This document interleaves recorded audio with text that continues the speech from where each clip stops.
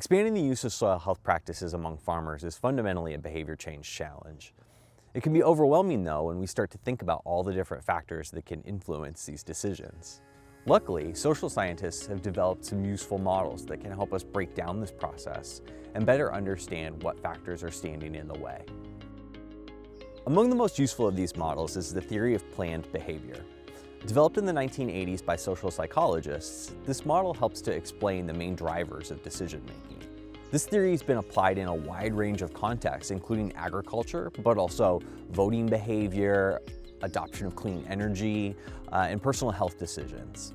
According to this model, our behaviors are primarily determined by three factors: attitudes towards the behavior, perceived social norms, and perceived behavioral control. We could think of these three factors as levers of behavior change. If we want to convince a farmer to use a new soil health practice, it's helpful to understand which of these factors is currently a barrier for that farmer so that we can directly address that through our outreach.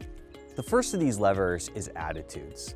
An attitude is a positive or negative evaluation of a behavior. So in a farming context, it's basically a farmer's perception of whether it would be good or bad for them to use the practice. Attitudes are influenced by knowledge about a practice and its benefits, but also by previous experiences that producer has had or things they've heard from other farmers. The next factor is perceived social norms. There are two aspects to social norms. The first is what others in our peer group are doing, and the second is what others will think of us if we start using a practice.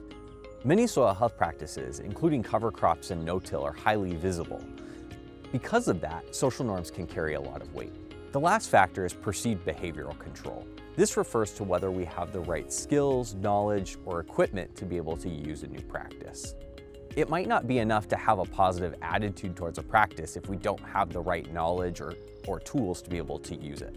As outreach professionals, we have the ability to help producers overcome these challenges. Once we understand what's standing in the way, whether it's a negative attitude about a practice, a perception that it's socially undesirable, or a lack of skills or abilities, then we can better craft our outreach to help address these challenges.